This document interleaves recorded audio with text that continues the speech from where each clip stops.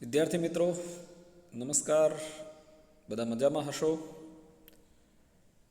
હું રાજેન્દ્ર પઢિયાર યુટ્યુબ ચેનલમાં આપ સર્વેનું હાર્દિક સ્વાગત કરું છું. મિત્રો, ધોરણ 9 સામાજિક વિજ્ઞાન વિષયમાં નાગરિક શાસ્ત્ર, જેનું ચેપ્ટર 11 ટાઇટલ છે ભારતનું ન્યાયતંત્ર. નાગરિક શાસ્ત્રની જ્યારે શરૂઆત કોઈ પણ ચેપ્ટરની કરીએ ત્યારે અચૂક લગભગ મોટાભાગના શિક્ષકશ્રીઓના જે સૂચન અથવા તો મંતવ્ય હોય છે એ એવા હોય છે કે વિદ્યાર્થીઓને થોડું સમજવામાં અઘરું પડે છે. હું પણ મારા વિડીયોમાં વારંવાર આ બાબતે સૂચન કરતો રહું છું. એનો મતલબ એ છે મિત્રો કે અમારો અનુભવ એવું કહેતો હોય છે કે વિદ્યાર્થીઓ અન્ય જે સામાજિક વિજ્ઞાનના પાર્ટ છે, જેમ કે ભૂગોળ અથવા ઇતિહાસ, તો એને જેટલું સારી રીતે લખી શકે છે એટલું સારી રીતે પરીક્ષામાં નાગરિક શાસ્ત્રના જે પણ પ્રશ્નોના જવાબ છે એ લખી શકતા નથી. એના આધારે અમે આવું કહેતા હોઈએ છીએ. જ્યારે પ્રશ્નોત્તરી ચાલુ ક્લાસમાં કરવામાં આવે છે ત્યારે પણ આ જ પ્રકારની પોઝિશન થતી હોય છે. અને એટલા માટે અમે તમને વિનંતી કરીએ છીએ, એક સલાહ પણ આપીએ છીએ કે તમે જ્યારે નાગરિક શાસ્ત્રનો અભ્યાસ કરો અને ખરેખર ખૂબ સારી રીતે કરવા માગતા હોય તો થોડું વધારે ધ્યાન આપી અને અભ્યાસ કરશો, વિડીયો જોશો, નોટ પણ એ રીતે બનાવજો. બીજું કે આમ સામાજિક વિજ્ઞાનનો વિષય એ માત્ર એક 9મા કે 10મા ધોરણનો વિષય નથી, પરંતુ સાથે સાથે જો આપ કોઈ કોમ્પિટિટિવ એક્ઝામ આપવા માગતા હોય તો એની અંદર પણ ઘણું બધું આ વિષયમાંથી પૂછાતું હોય છે. તો એ દૃષ્ટિએ પણ આ વિષયનું ખૂબ જ મહત્ત્વ રહેલું છે. ભારતના ન્યાયતંત્રની વાત કરીએ તો તમારી સ્ક્રીન ઉપર જે પાઠની શરૂઆતમાં પિરામિડ દેખાઈ રહ્યો છે, લગભગ આની ચર્ચા ન કરીએ તો પણ ચાલે એવું છે, કારણ કે 8મા ચેપ્ટરમાં, 9મા ચેપ્ટરમાં અને એનાથી પણ આગળના વર્ષના જે તમારો અભ્યાસ છે એની અંદર એ આવી ગયા છે કે આપણી સરકારના જે મુખ્ય અંગો છે એ 3 છે: ધારાસભા, કારોબારી અને ન્યાયતંત્ર. હવે આ પાઠનું જે મુખ્ય ટાઇટલ ન્યાયતંત્ર છે એટલે એમાં ધારાસભા કે કારોબારીની વિશેષ ચર્ચા નહીં આવે, પરંતુ મુખ્ય ચર્ચા ન્યાયતંત્રની આવશે. આપણું ન્યાયતંત્ર એ સોપાન એટલે પગથિયા, સીડી આકારમાં એક સળંગ અને એક સૂત્રતામાં બંધાયેલું છે. અને આ આપણી ન્યાયતંત્રની વ્યવસ્થા સુગ્રથિત એટલે ખૂબ સારી રીતે પિરામિડ સ્વરૂપે આપણને જોવા મળે છે. કઈ રીતે પિરામિડ સ્વરૂપ છે તો એ તમને સ્પષ્ટ અહીંયા દેખાઈ રહ્યું છે કે સૌથી ટોપ ઉપર એ સર્વોચ્ચ અદાલત છે, જેને આપણે સુપ્રીમ કોર્ટ કહીએ છીએ. ત્યારબાદ દરેક રાજ્યની અંદર એક વડી અદાલત છે, અથવા તો વિશિષ્ટ વિષયની ટ્રિબ્યુનલો હોય છે જે હાઈકોર્ટ સમકક્ષ હોય છે. ત્યારબાદ જિલ્લાની અદાલતો આવે છે અને એની નીચે તાલુકા અદાલતો આવે છે, અને વિશિષ્ટ અદાલતોમાં ટ્રાયલ કોર્ટનો અથવા અન્ય અદાલતોનો સમાવેશ થાય છે. મુખ્ય આ 4 પ્રકારની પિરામિડ વ્યવસ્થા એટલા માટે કહી શકાય મિત્રો, કારણ કે કેટલાક દેશોમાં કદાચ એવી ન્યાય વ્યવસ્થા પણ છે કે જે હાઈકોર્ટ જે ન્યાય આપે એના પછી સુપ્રીમ કોર્ટમાં નથી જઈ શકાતું. જ્યારે ભારતની ન્યાય વ્યવસ્થામાં નીચલી અદાલતમાંથી ઉપર જિલ્લામાં, જિલ્લા અદાલતમાંથી ઉપર વડી અદાલતમાં અને વડી અદાલતમાંથી ઉપર સર્વોચ્ચ અદાલતમાં જઈ શકાય છે. આને એક પિરામિડ સ્વરૂપની સુગ્રથિત, સળંગ, સોપાનબદ્ધ અને એક સૂત્રતામાં બંધાયેલી ન્યાય વ્યવસ્થા આપણે કહી શકીએ. પ્રશ્નની વાત કરીએ તો આમાંથી 2 કે 3 ગુણનો નહીં, પરંતુ સામાન્ય તમને જાણકારી છે એ પ્રમાણે હેતુલક્ષી પ્રશ્નોની સંભાવના આવી શકે છે. જે આપને જાણકારી હશે, ના હોય તો આપ થોડી રાખશો. હવે પાઠના પૂછાય એવા પ્રશ્નમાંનો પ્રથમ પ્રશ્ન છે ન્યાયતંત્રનું મહત્ત્વ. એટલે કે ન્યાયતંત્રનું મહત્ત્વ મીન્સ કે શા માટે ન્યાયતંત્રની જરૂર પડે છે. જ્યારે આપણે સામે આ પ્રકારનો સવાલ આપીએ ત્યારે આપણને આ જવાબ મળી રહે છે. ન્યાયતંત્રની મુખ્ય જરૂરિયાત છે નાગરિકોને જે મૂળભૂત હકો મળ્યા છે એના રક્ષણ માટે અને તેના જતન માટે. તમને બધાને મિત્રો ખ્યાલ હશે કે આપણા બંધારણે આપણને 6 મૂળભૂત હકો આપ્યા છે અને આ 6 મૂળભૂત હકોનું પાલન ત્યારે થાય છે જ્યારે ન્યાયતંત્ર છે. કેવી રીતે? તો માની લો કે આપણને સમાનતાનો હક આપ્યો, પરંતુ કોઈ નાગરિકની સમાનતા છીનવાઈ જાય છે, તો એ માટે એ ક્યાં જઈ શકે છે? તો અદાલત, મતલબ કે ન્યાયતંત્રમાં જઈ શકે છે. એટલે અહીંયા તમે સમજી ગયા હશો કે મૂળભૂત હકોનું રક્ષણ કરવા માટે, અને ન માત્ર રક્ષણ પરંતુ એ કાયમ જતન એટલે કે એની સાચવણી થાય એ માટે પણ આ ન્યાયતંત્ર જરૂરી છે. આ પ્રથમ મુદ્દો છે.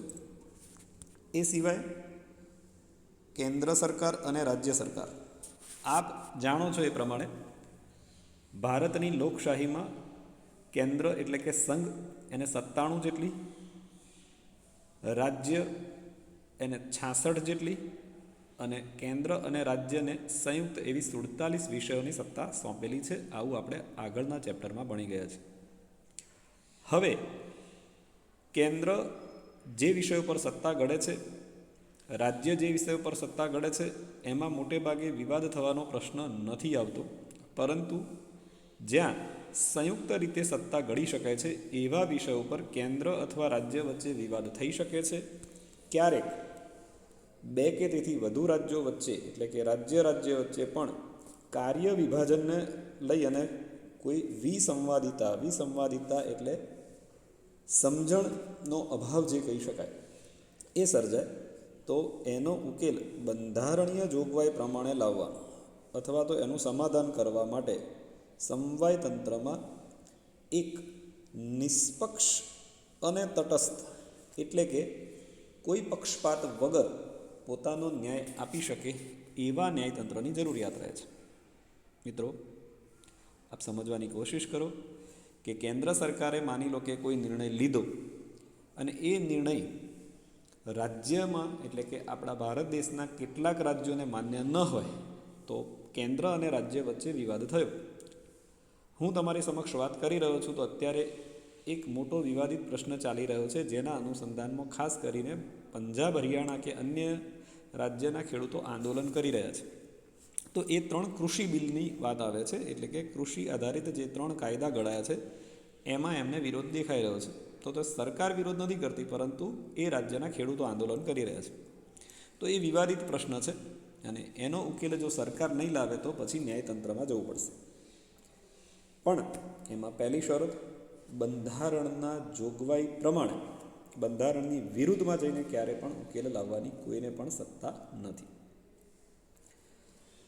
હવે જે પોઈન્ટની આપણે ચર્ચા કરીશું મિત્રો, એ પોઈન્ટ ઓલરેડી આગળ આવી ગયેલો છે કે બંધારણ એ દેશમાં સૌથી સર્વોપરી છે. ભારત દેશમાં સૌથી શ્રેષ્ઠમાં શ્રેષ્ઠ માનવામાં આવે વડાપ્રધાન, રાષ્ટ્રપ્રમુખ અને સર્વોચ્ચ અદાલત કરતાં પણ જે ઉપર સ્થાન છે એ બંધારણનું છે. અને એ બંધારણની સર્વોપરિતાને કોઈ અસર ન થાય એ પ્રમાણે કાયદાની કોઈ કલમ કે જોગવાઈ એ બંધારણ સાથે સુસંગત છે કે નહીં, બંધારણ પ્રમાણે જ એ જે વાક્ય શબ્દ છે એનું અર્થઘટન કરવામાં આવે એ જોવાનું મહત્ત્વનું કાર્ય આ ન્યાયતંત્ર કરે છે. પ્રકરણ 8 આપણા 9મા ધોરણમાં જ એક પ્રશ્ન આપે શીખેલો છે કે આમુખ એ બંધારણનો અર્ક છે અથવા આત્મા છે અથવા હોકાયંત્રની ગરજ સારે છે. એમાં આ વાક્યો બહુ સ્પષ્ટ મેં સમજાવેલા છે કે જ્યારે કોઈ મુદ્દા કે શબ્દનો અર્થ અસંદિગ્ધ હોય ને ત્યારે આપણે આમુખમાં જઈએ છીએ. એટલે કે એમાં બંધારણના અર્થઘટન કઈ રીતે કરેલું છે એ સ્પષ્ટ લખેલું છે. અને આ કાર્ય કદાચ ફરીથી કરવાનું થાય તો એ બીજા કોઈને સત્તા નથી. અર્થઘટન કરવાની સત્તા વન એન્ડ ઓનલી સર્વોચ્ચ અદાલતને છે. કોઈ પણ બંધારણીય જોગવાઈ પ્રમાણે કાયદો ઘડેલો છે કે નહીં એ તપાસવાનું કાર્ય પણ આપણા ન્યાયતંત્રનું છે. અને માટે જ ન્યાયતંત્ર ખૂબ મહત્ત્વનું સ્થાન ધરાવે છે. એ જ રીતે માની લો કે ધારાસભાએ કોઈ કાયદો બનાવ્યો, એ કાયદાનો અમલ કોણ કરાવશે? તો કારોબારી કરાવશે. પરંતુ ધારાસભા દ્વારા પણ બંધારણની જે મર્યાદાઓ એટલે એની જે જોગવાઈઓ છે એનું અક્ષરશઃ પાલન કરવામાં આવે, કારોબારી પણ એ જ રીતે અનુસરે, એમના દ્વારા એનું ઉલ્લંઘન સહેજ પણ ન થાય એની ચકાસણી કરવા માટે દેશમાં એક સ્વતંત્ર, તટસ્થ, નિષ્પક્ષ અને નિર્ભીક ન્યાયતંત્ર જરૂરી છે. મિત્રો, કાયદો ઘડનાર એટલે કે જે રક્ષક છે અથવા તો જે ઉત્પત્તિ કરે છે, આ બંને જ એનું ઉલ્લંઘન કરે તો ક્યારે દેશ ન ટકી શકે, સારી રીતે ન ચાલી શકે. એટલા માટે એના ઉપર ન્યાયતંત્રને આપણા બંધારણ મુજબ બેસાડેલું છે અને એ ન્યાયતંત્ર એ તપાસે છે કે બંધારણ જોગવાઈ પ્રમાણે કાયદો ઘડેલો છે કે નહીં, ધારાસભાએ એમાં કોઈ બંધારણીય જોગવાઈનું ઉલ્લંઘન કર્યું છે કે નહીં એ તપાસે છે. ચલો, ધારાસભાએ નથી કર્યું, ત્યારબાદ કારોબારી એનો અમલ કરાવે છે, એમાં ક્યાંય બંધારણની મર્યાદાઓનું ઉલ્લંઘન થાય છે કે નહીં, થયું છે કે નહીં, આ બધું ન્યાયતંત્ર તપાસે છે. આ તપાસવા માટે એક નિષ્પક્ષ, તટસ્થ, સ્વતંત્ર અને નીડર આ પ્રકારના ન્યાયતંત્રની હંમેશા આવશ્યકતા ખાસ કરીને લોકશાહી દેશમાં રહે છે, કારણ કે એ એની આધારશિલા છે. અને ન્યાયની કોઈપણ પ્રક્રિયામાં કોઈપણ પ્રકારની ક્ષતિ એટલે કે ભૂલ ન થાય, બહુ મોટો વિલંબ ન થઈ જાય, દેશના તમામ નાગરિકો ઝડપી, સસ્તો, સમાન ન્યાય મેળવી શકે તો જ ન્યાયતંત્રનો સંપૂર્ણ હેતુ અને એનાથી પણ આગળ વધીને કહીએ તો લોકશાહીનો હેતુ સફળ થાય છે. મિત્રો, કોશિશ કરો તમે સમજવાની કે કઈ રીતે ન્યાયતંત્રની જરૂરિયાત રહે છે. તો ફરીથી એકવાર કોશિશ કરું છું સમજાવવાની. ન્યાયતંત્રનું મહત્ત્વ છે નાગરિકોના હકોના રક્ષણ અને જતન માટે, કેન્દ્ર અને રાજ્ય વચ્ચે કે બે રાજ્યો વચ્ચે કોઈ વિસંવાદિતા સર્જાય તો ઉકેલ લાવવા માટે એની જરૂર છે, કાયદાની કોઈ કલમ અથવા બંધારણની સુસંગતતા અથવા તો કોઈ અર્થઘટન કરવા માટે પણ ન્યાયતંત્રની જરૂરિયાત રહે છે. ધારાસભા કે કારોબારી એ બંધારણની મર્યાદાઓનું ઉલ્લંઘન ન કરે એ પણ ન્યાયતંત્ર તપાસે છે, જે માટે ન્યાયતંત્ર સ્વતંત્ર, નિષ્પક્ષ અને નિર્ભીક હોવું જોઈએ. અને ન્યાય માંગવા માટે આવતા જે નાગરિકો છે એ ક્ષતિ વગર, વિલંબ વગર, ઝડપી, સસ્તો અને સમાન ન્યાય મેળવી શકે, આ જોવાનું કાર્ય ન્યાયતંત્રનું છે, જે આપણી લોકશાહીની એક આધારશિલા છે. અને એવું આપણે ચોક્કસ કહી શકીએ કે તો જ લોકશાહી અને ન્યાયતંત્રનો હેતુ સફળ થાય છે. ન્યાયતંત્રનું મહત્ત્વ પૂછાય તો આપણે આટલું લખવાનું છે. એની નીચેનો પેરેગ્રાફ એ માત્ર સમજાવું છું, બહુ જરૂર નથી લખવાની. એને કારોબારી અને સજાગ ધારાસભા હોય ત્યાં ન્યાયતંત્ર સક્રિય રહે જરૂરી છે. આ લખવું હોય તો લખી શકાય, પણ બહુ જરૂરી નથી. કે જ્યાં સજાગ મીન્સ કે જ્યાં સતર્કતા હોય, ધારાસભા એટલી એક્ટિવ હોય, કારોબારી તંત્ર એટલું એક્ટિવ હોય, તો ન્યાયતંત્ર પણ એટલું જ સતર્ક હોવું જરૂરી છે. કેટલીક વખત કારોબારી અને વહીવટી કારોબારીની નિષ્ક્રિયતા અને બેજવાબદારી પણ, એટલે કે કારોબારીને જે કાર્ય કરવાનું છે, વાસ્તવિક રીતે એનું કાર્ય છે કાયદાનો અમલ કરાવવાનું, ખાસ કરીને વહીવટી કારોબારીનું, એ નિષ્ક્રિય એટલે કે પોતાના કાર્યમાં બરાબર કામ ન કરતા હોય. બેજવાબદાર એટલે જવાબદારી વગરનું. બેજવાબદારી મતલબ કે એક અધિકારી કક્ષાનો વ્યક્તિ હોય જેની એક બહુ મોટી જવાબદારી છે કે એ ખરાબ વર્તન ન કરે, પરંતુ એ આ રીતે બેજવાબદારીપૂર્ણ વર્તે. તથા ધારાસભા આપખુદશાહી કરે, એટલે ધારાસભા એ બંધારણની મર્યાદાઓનું ઉલ્લંઘન કરી અને મન ફાવે તેવા કાયદા ઘડીએ તો એ સમયમાં જાગ્રત, નીડર, સ્વતંત્ર, નિષ્પક્ષ આ ન્યાયતંત્રએ હંમેશા ખૂબ જ સક્રિયતા દર્શાવી છે.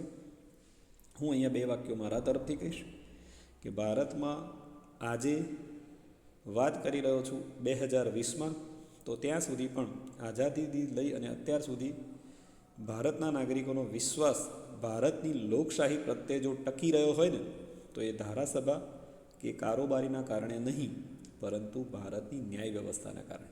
આજે પણ ભારતના સામાન્ય નાગરિકને એવો ઊંડે પણ વિશ્વાસ છે કે હું ન્યાયતંત્રમાં જઈશ તો મને 100% ન્યાય મળશે. અને આ માટે એ સંપૂર્ણ આધાર ભારતની આવી નિષ્પક્ષ અને નીડર કોઈ પણ જાતના ડર વગર, કોઈપણ જાતની લાલચ વગર, કોઈપણ જાતના દબાણ વગર ન્યાય આપતી ન્યાય વ્યવસ્થા પર રહેલો છે.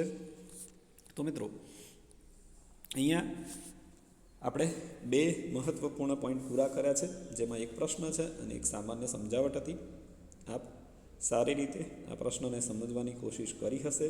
મેં મારી કોશિશ સંપૂર્ણ કરી છે અને વધારે સારી રીતે આનાથી સારી રીતે લખવાનો પણ પ્રયત્ન કરજો અને પરીક્ષામાં સફળતા મેળવશો.